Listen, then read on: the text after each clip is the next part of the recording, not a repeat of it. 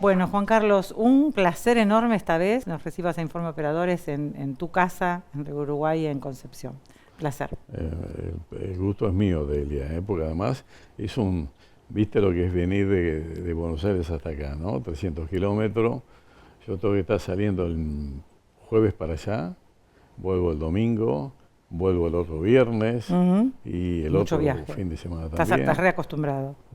Claro. No, digo, por ahí te cansa, No, estás claro, re cansado. Claro, no, está todo bien.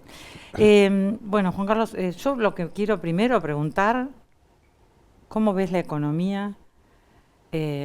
Ahora, recién venimos de las elecciones de medio término.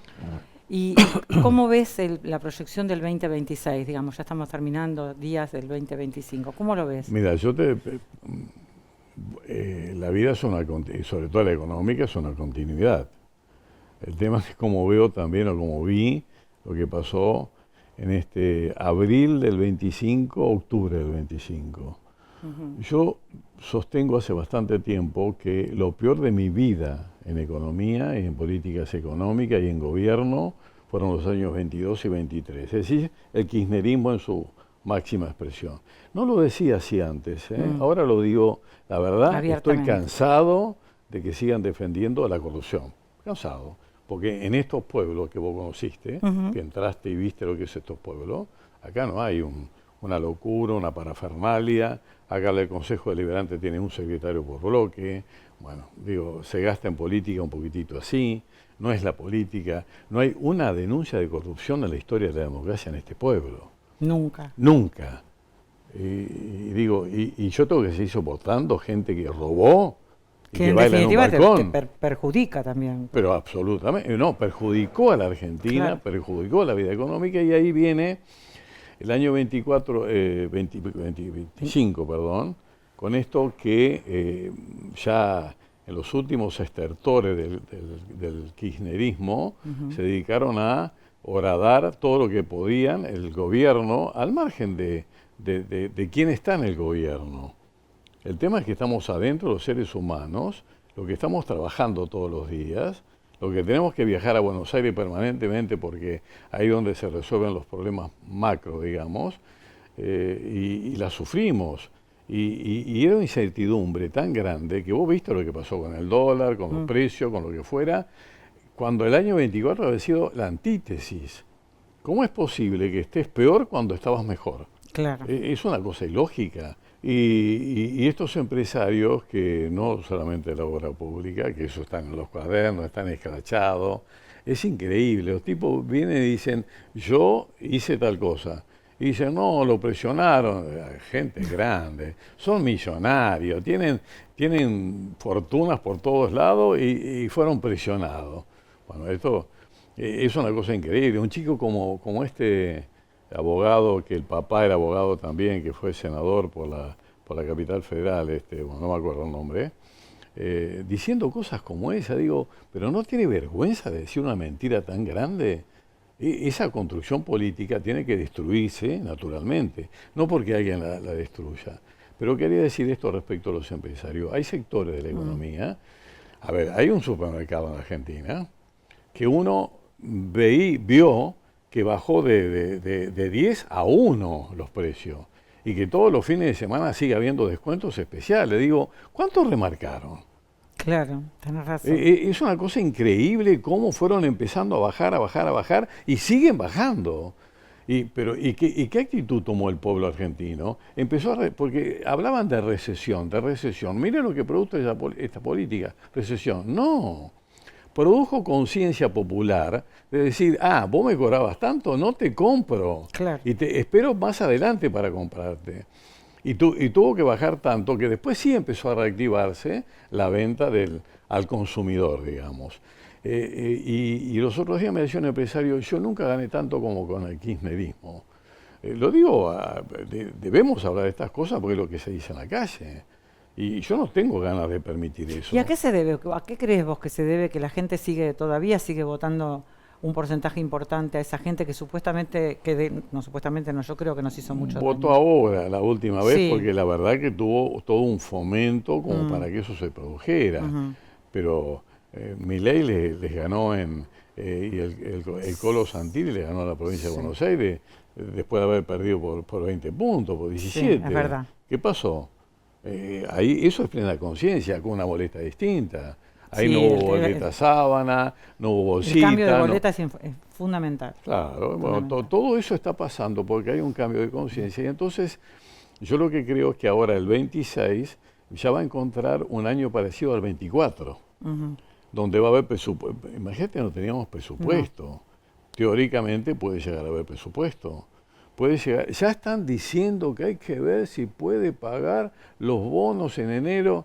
Digo, ya están fomentando todo que además, digo, al margen, a mí no me importa si en lo personal, pero yo creo que estamos con posibilidades, y además hay otra verdad absoluta, no hay posibilidad, repito la pregunta, la palabra, de desarrollo en un país si no hay estabilidad.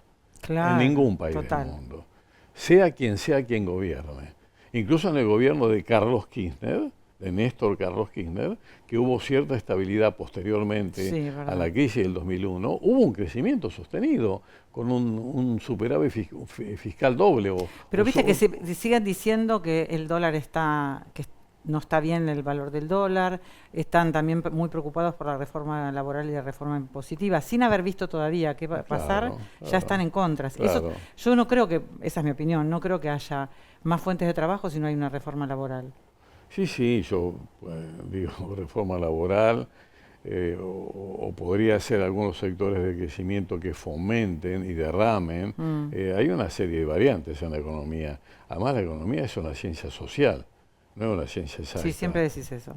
Claro, entonces hay que ir viendo, y está la política de por medio y está el entorno geopolítico mundial. Nosotros hace un año atrás, la última vez que estuvimos haciendo una entrevista, supongamos,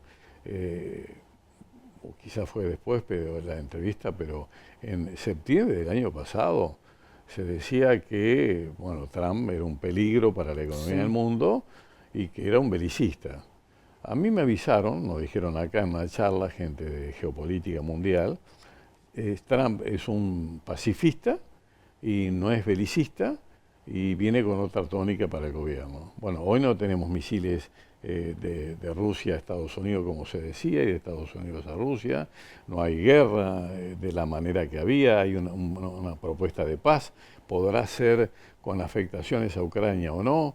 Está lo de Gaza, que también... Es decir, son cuestiones, y en todo caso lo que se ha desembocado es una guerra comercial y tecnológica entre China y Estados Unidos que está dando vuelta al mundo. Y entonces la cuestión es Argentina, son tan micro que va a tener efecto en todo caso positivo o negativo lo que pasa en el mundo. Hoy los autos chinos están afectando la economía alemana. En Alemania, Mercedes-Benz y las otras fábricas que tiene Alemania está siendo perjudicada por la competencia china. ¿Te imaginas lo que va a hacer el mundo en 5 años, en 3 años? Sí, un cambio total. Y que estemos aquí con periodistas mediocres, que en algunos sectores vinculados a la economía, ¿no? Porque además y te voy a hacer una pregunta a vos, no tenés por qué contestarme. Sí. Digo, ¿alguna vez fuiste a charla de un economista que haya acertado con su pronóstico respecto de lo que iba a pasar en la Argentina? No, son como los encuestadores. Nunca. Igual. Nunca. No, es verdad. Y resulta que ahora aparecen economistas que con el dólar, con la inflación, con los costos, digo, métanse a laburar, loco. ¿Y cómo le va a Río Uruguay en este momento? Y mejor que nunca, porque nosotros apostamos a que esto iba a cumplirse. Nosotros tenemos una reducción de siniestros de más del 50%. ¿Y a qué se debe la reducción? Porque hicimos una suscripción diferente, porque nos fuimos del Gran Buenos Aires, de la zona sur. Porque ahí yo no sé cómo hacen las empresas que trabajan en ese lugar. Esas empresas... ¿A qué le llama zona sur del Gran Buenos Aires? El GBA en la zona de... Adrogué, Lomas... claro, y también el del sur dentro de la capital, ¿no? Nosotros teníamos 700 robos de rueda mensuales y pasamos a tener 100 cuando salimos de ahí. ¿Querés decir? Fraude en la cantidad que vos quieras, como se dice aquí en la jerga popular barrial a rolete la cantidad de robos. Por eso nosotros nos retiramos, echamos 230 productores, echamos por la siniestralidad que tenía, perdimos una cantidad de pólizas determinada, pero ahorramos en reducir al 50% la siniestralidad. A eso se debe. Ahora, lo que yo no sé es cómo hacen las empresas de seguro que trabajan en esa zona, exclusivamente en esa zona, cuando ahora la rentabilidad financiera va a ser cero, o menos. Digo, ya que me atacan, y yo también ataco, ¿eh? Y con las mismas tasas, porque no es que están cobrando... menos. Por eso. Tasas primas, me refiero, sí. primas. No, sí, bueno, además nosotros tuvimos una prima, digamos, buena. Al tener prima buena, que no quiere decir alta, que quiere decir buena, y que haya tenido una suscripción diferente, eliminando regiones, yendo al interior fundamentalmente, ocupando todo el interior argentino, que no hay fraude, que hay en esos lugares, donde los costos siniestrales también son menores, donde, claro, el tipo de auto también es diferente, si hablamos de auto, robo de moto no tiene nada que ver lo que es en Corrientes, por ejemplo, que es lo que hay en Buenos Aires.